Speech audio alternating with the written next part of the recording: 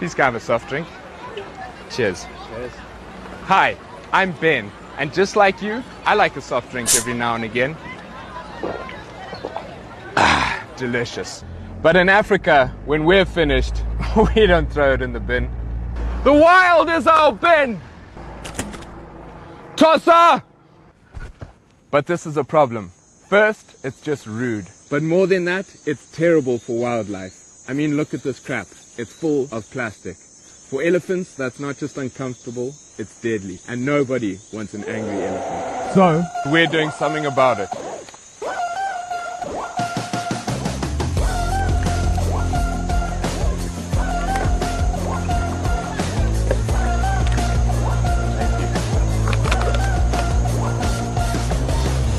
We're Ellie Collection.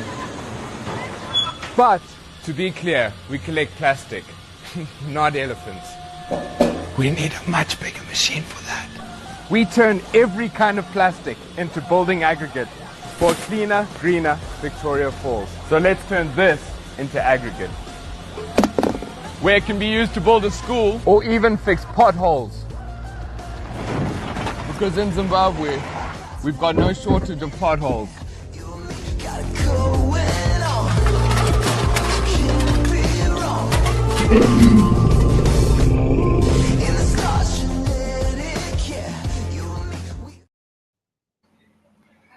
Welcome to Champions Network TV, and ladies and gentlemen, today we are truly honored to have a pioneering change maker in our midst, someone whose vision founded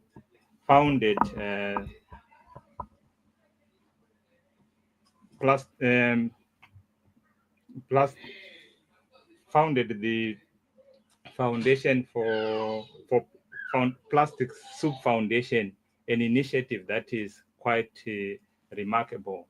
Let me just talk about Maria Westerbo, born 1961 in Ethiopia, an expert in mass communication, specialist in both traditional and as well as new media.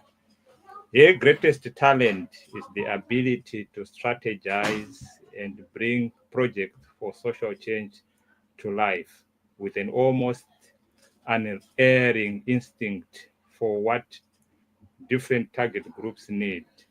Their biggest success was putting Plastic Soup Foundation on the world map and transforming the attitude of business, governments, consumers, and NGOs regarding microplastic in personal care products. The tremendous leakage of fiber to the environment by fast fashion and making nanoplastic in relation to human health top of the mind. The foundation was founded by Maria in February 2001. The brand name reached 3.1 billion people in 2022. Now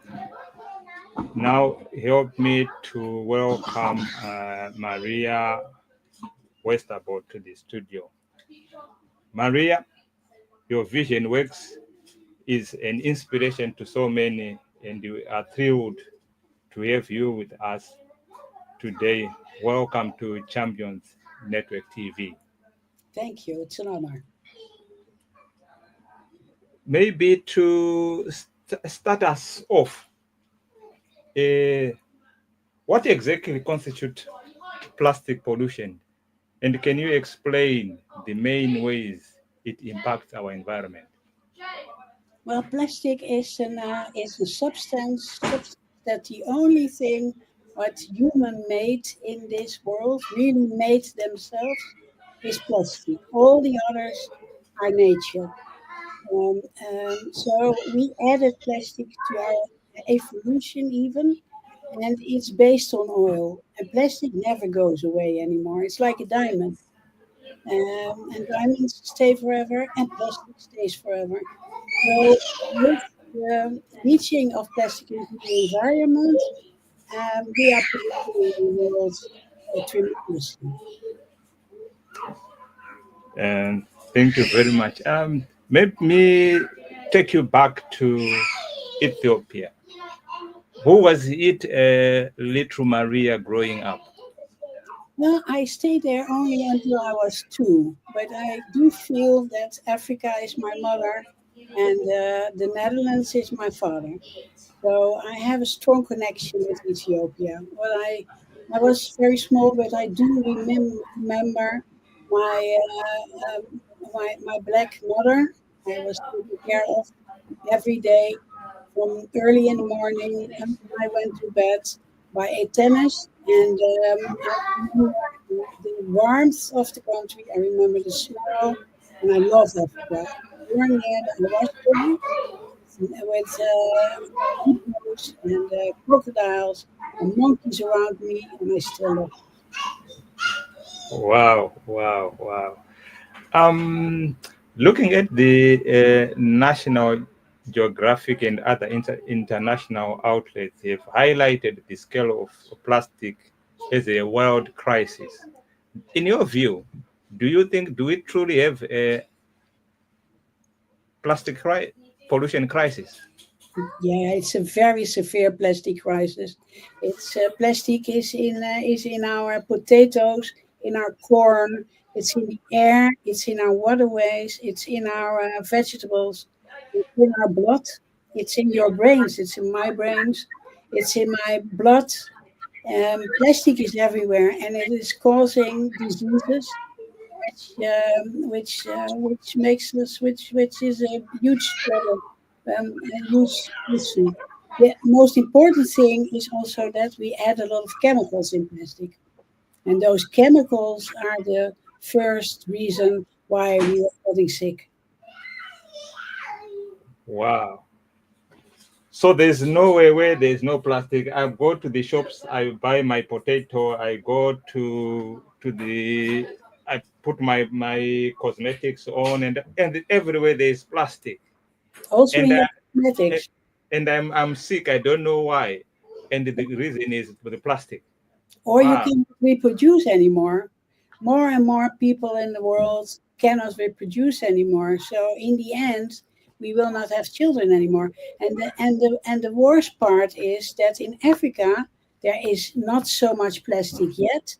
You think there's a lot, but it's like, let's say, in the Netherlands we use 180 kilos of plastic a year, and in the United States is 220 kilos a year, and in Zimbabwe it's probably 30 kilos a year. But the problem is that will sixfold in the next couple of years because plastic industry decided that you in Africa need more plastic. You are you are a marketplace now for selling more plastic too. So in the next couple of years, you will be overwhelmed by plastic. Yeah, I actually I was talking to somebody what is a day ago, and they were saying actually the marketplace it's like this global marketplace where products are sold from wherever they come packed in plastic, and then the plastic is moved everywhere. Yeah, that's how it starts. Wow. Yeah, and it's getting more and more. Most of your fashion, most of the clothes you wear are plastic also too now. There are 70% of our fashion is plastic, and that will be in 2030. That's within 5 years. It will be 80%. We make our garments from oil. It's cheap. Wow. Because I remember, I think when I was growing up, I think in Zimbabwe we had a very thriving cotton farming, and we had cotton clothing, and but there's none anymore. We are always happy to go and buy our products on Team. The- That's Right. sad. It's very sad. I'm wearing cotton. Everything I wear is cotton now, but I have that choice. And Oh. but I have to look for it because it's not, you cannot buy it everywhere. Sometimes I enter a shop and I only see plastic shirts, plastic trousers, plastic. Everything is plastic. I must be ashamed. I'm wearing plastic, you know.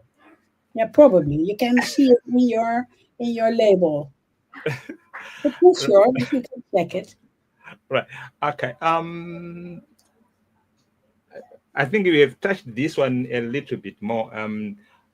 How does plastic, particularly microplastic and the nanoplastics, harm human health? What are some of the latest scientific findings in this area? Well, your immune system is attacked. So you have these little Pac-Mans, the white blood cells that are white. They are attacking plastic that's entering the body. I call it a Pac-Man. And then they explode if they try because plastic is inert. So they get stressed and they die. So your immune system gets stressed and can turn against you.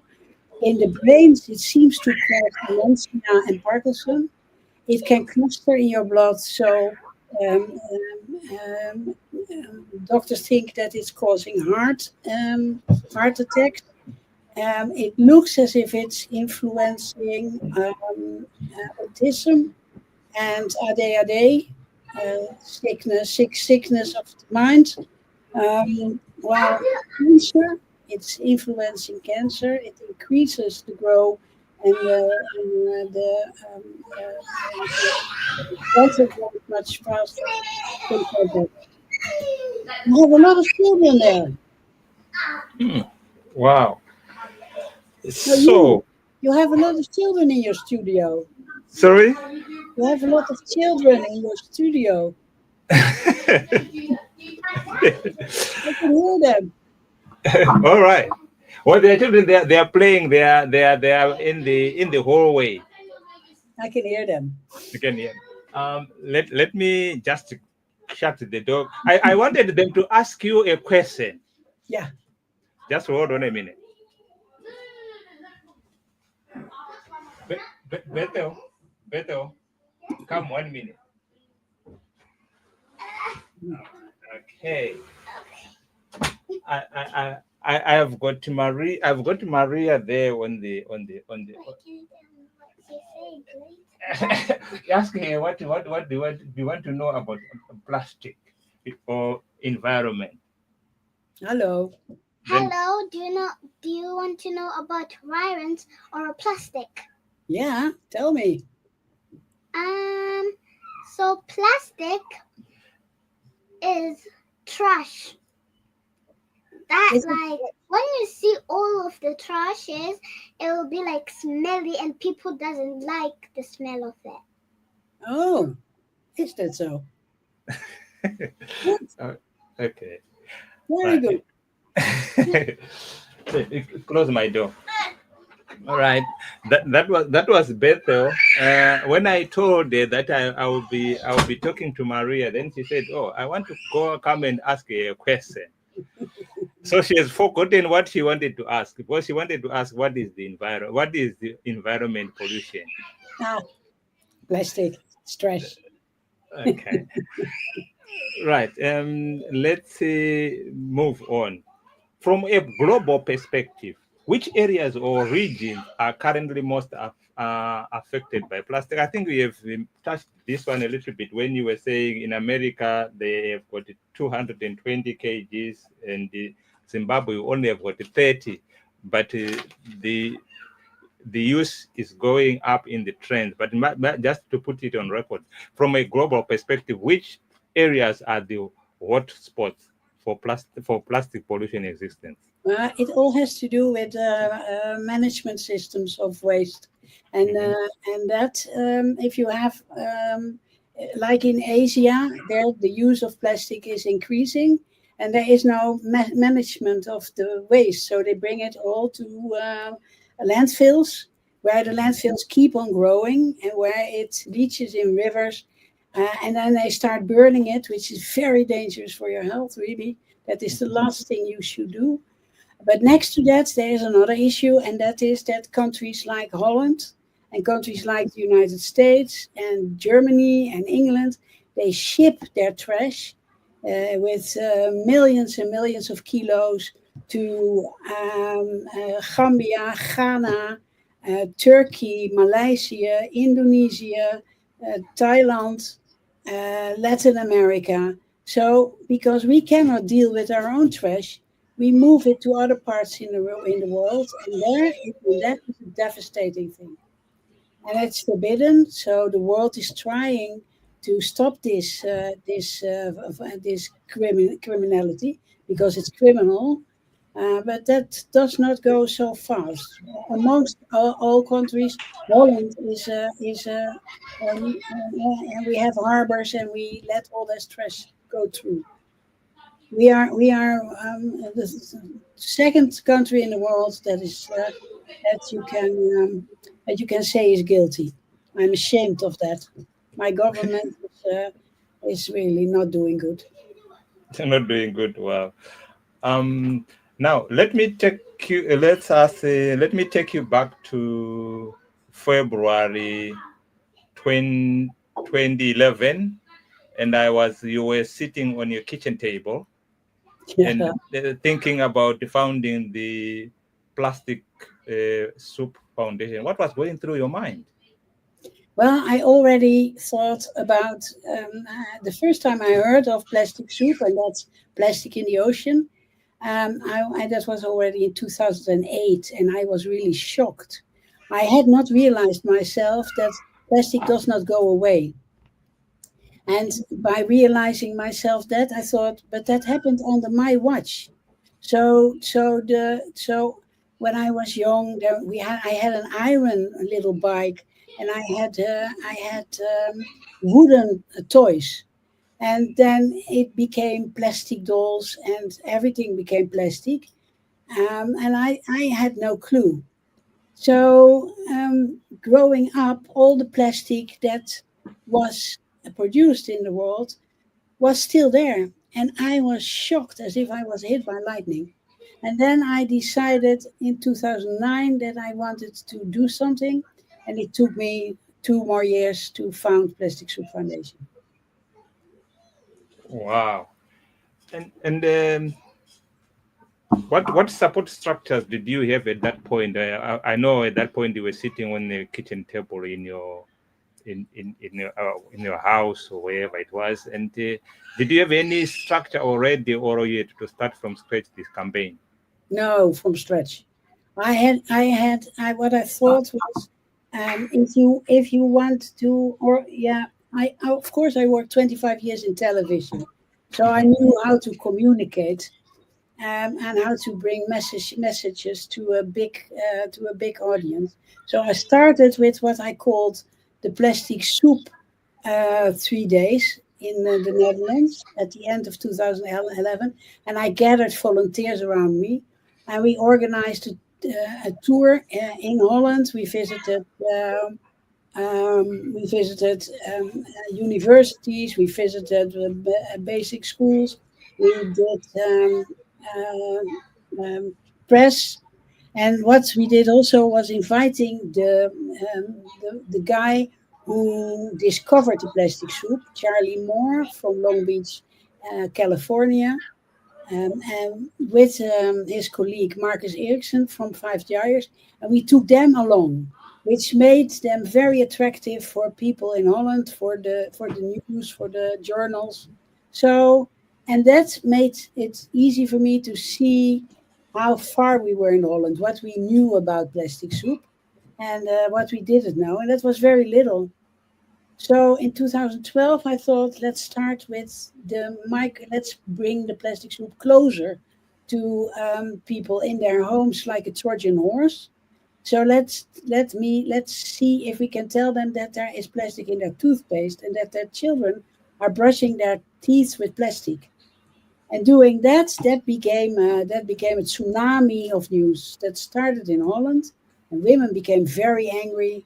And in 2011, it became in December 2011, it became world news by asking Unilever to stop with it.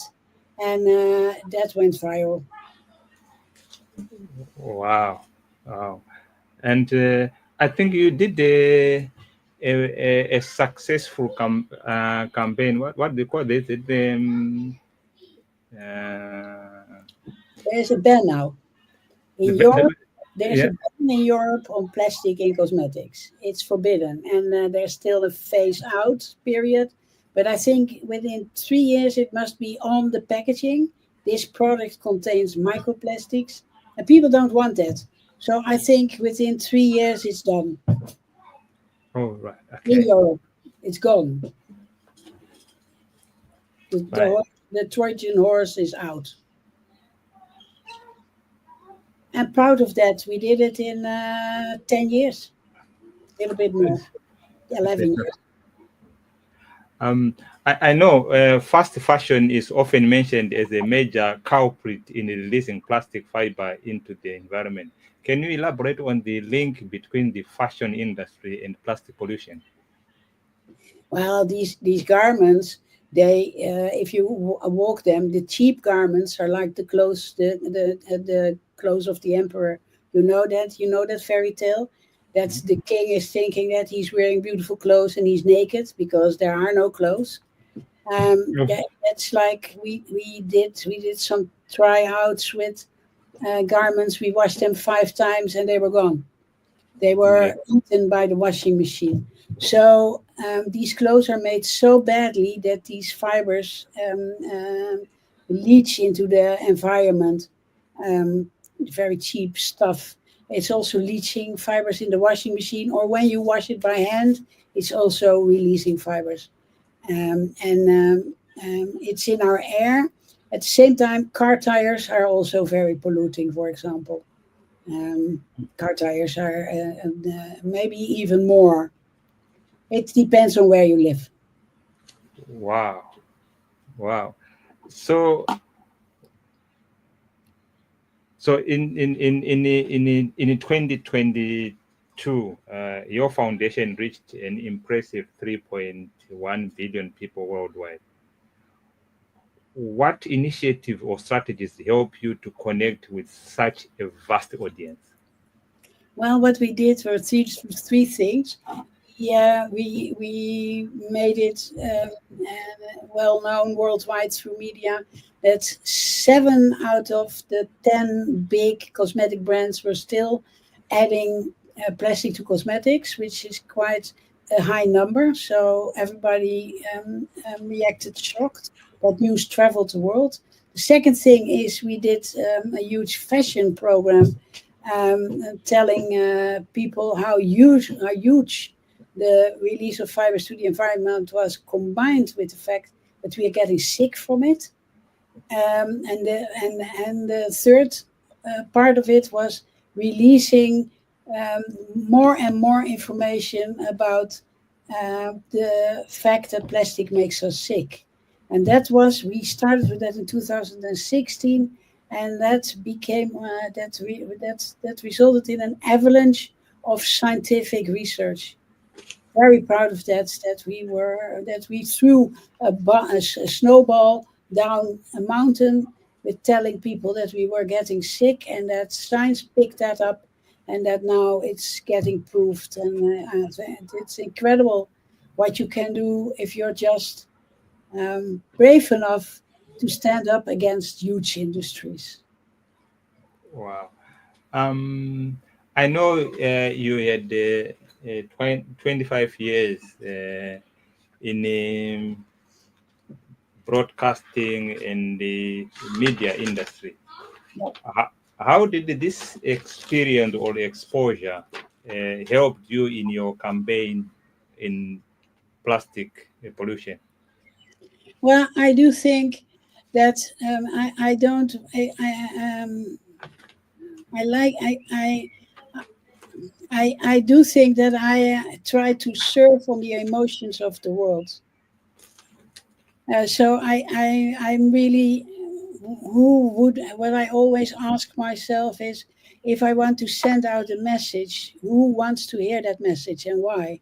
And what we do as Plastic Soup Foundation, I always thought My main audience is female women because they are taking care of their kids.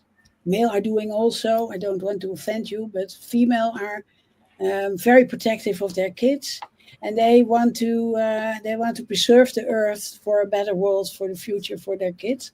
So we have our audience is 70% female and 30% male. So I always focus on female and then make the message something that female like. So I connected to their kids, or I connected with that their kids are getting sick, or that plastic is in the room already when a female is pregnant, that it's in the baby. That are messages that female don't like. Wow, wow, wow. Okay, your message resonate with your target audience, which are women and children. Yeah, Wow. male also, but Okay, yeah, a little bit less. a bit less. Yeah, they want male want to solve the plastic soup issue, and that's very good that they want to, but it's very difficult to solve it. So they they're heads over heel in, and they are trying and trying, and that's difficult. It's very difficult. I remember before we came onto the broadcast, I showed you our intro, and you, which was trying to manage plastics in Zimbabwe, and your comment was, it's okay to want to recycle, but we need to recycle in a way that will not harm the environment. Can you elaborate on that? Now, I would not make bricks of plastic and use that to build schools, for example, because they will leach plastic and the toxics in there will be inhaled by children.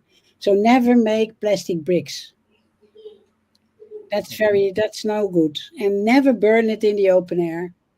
And don't recycle it in the open air. I saw the guy walking with this huge amount of plastic in a recycling factory without something to stop to help him not breathing it in. Always use how do you say not a mouth? How do you say mouth cap? No, don't say that. Um, Something what you used with COVID Or to, the masks and to protect your nose and mouth. Never breathe in that smell. okay. Recycling factory.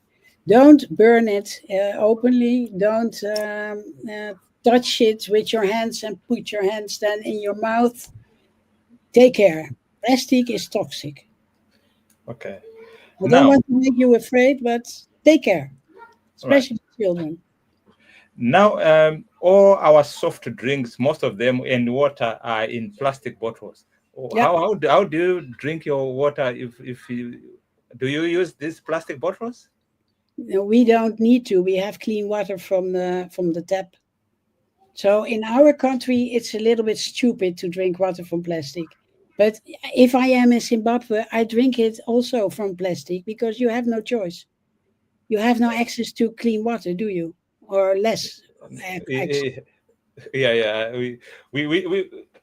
Actually the water itself is, most of it is not accessible. We say we do boreholes and everything, but everything is leaching underneath there, and we think we are drinking clean water, yet it is also contaminated. As you have said, that in everything that we have, there is plastic. Yeah, and if you come in Holland, we have the cleanest water in the world. Oh, We have water retrieval. We have water systems, water cleaning systems, which are incredibly powerful. So it's.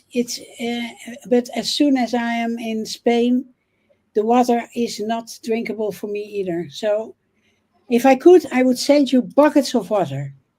all right. that would be That would that be that excellent. that, that, that I would love to share our water with Africa. Wow, wow, wow. Now,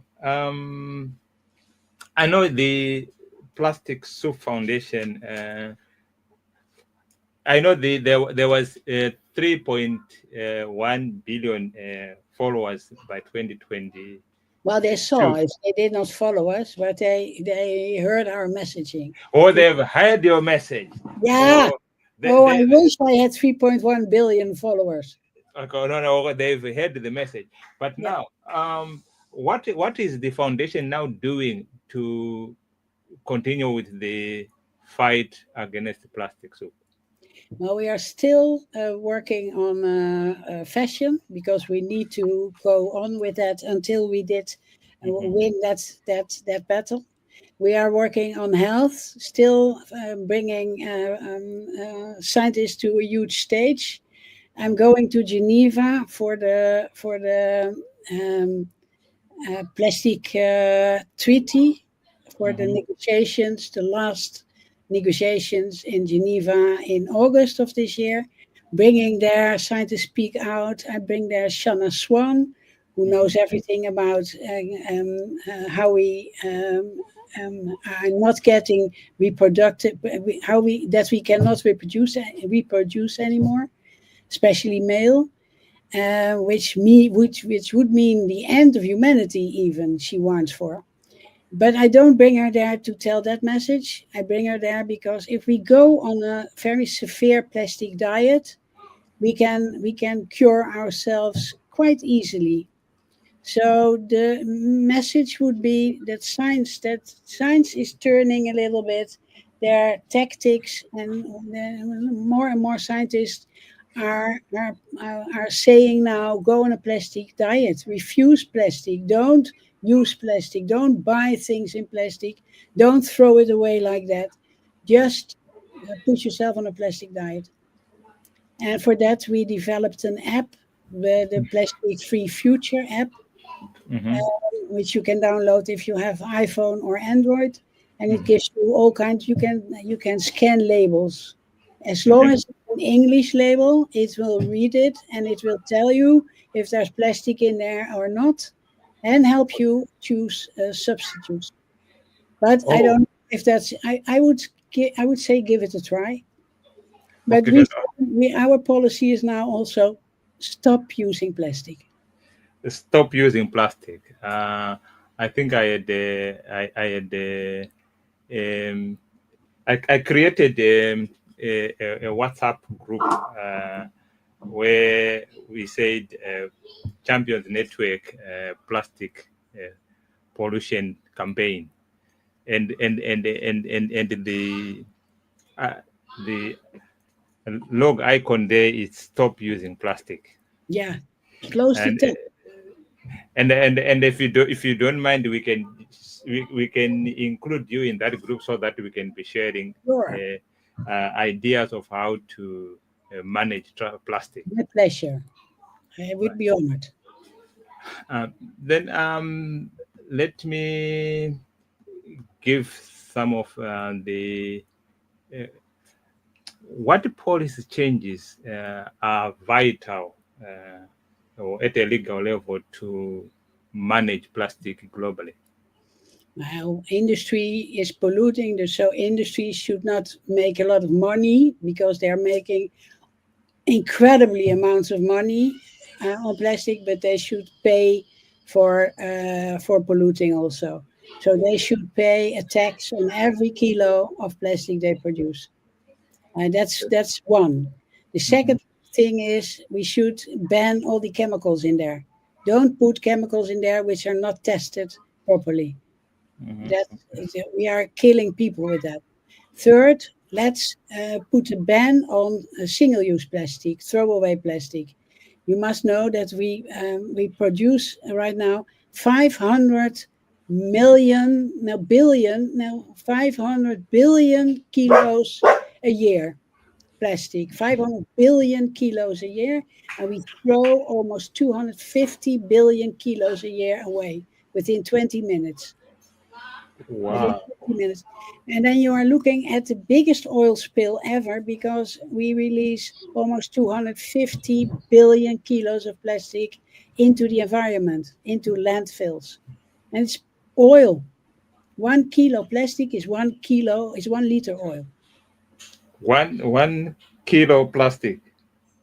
Is 1 liter oil. Ah, So if you have plastic in your blood, you have oil in your blood. Wow. Wow. Uh-oh. Ingrid, Okay. Right. Ingrid. We are now coming to our close. Sorry, there was a lot of noise on my side. Okay. If there is a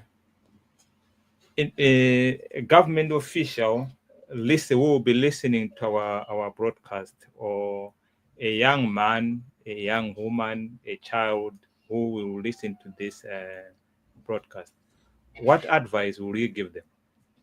I would say take it into your own hands. If you are young, become a become a change maker. Start from the bottom and take it in your own hands in your own school. Start spreading the message, clean it up around you. Tell people not to use so much plastic and not throw it away that easily. Ask people to cut down on their plastic use and do it yourself also. We are looking for change makers all over the world. That is very important. And if you are older, please take care of your children because they need a plastic-free future. Let's make this a clean and better world again for all of us. I would say, because what we're doing right now, that's no good, and we need hope, and we need to do it all of us, because as long as industry and governments are choosing profit over planet, that's not the way we need to go. That's not the way. Wow, wow, that's quite a powerful one. No, just as a final one, we know plastic pollution knows no borders. How can countries, organizations best collaborate to create a lasting global solution to plastic pollution? Well, we have this plastic treaty negotiations in Geneva, in Switzerland, this next month, where I will be. And Africa is standing strong in saying no. Ethiopia calls it a public health crisis, plastic. Rwanda is very angry. A lot of African countries are very angry on the world, but also over 100 countries are now saying no. And we have only a little few, so the Saudi Arabia states and unfortunately Trump and the United States are saying, yeah, we need that oil and we need plastic and we cannot live without it. So I hope that those 100 countries stand up, unite their forces and keep on saying no. Kun je iets zachter doen? Okay.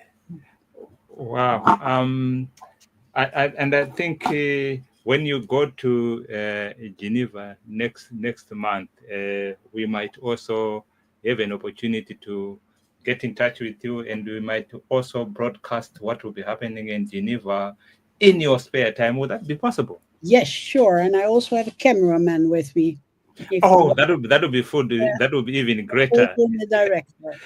Yes, and I am thinking of creating a plastic pollution campaign for Champions Network TV, yeah. and we will be airing more of this, and I can't thank you enough, Maria.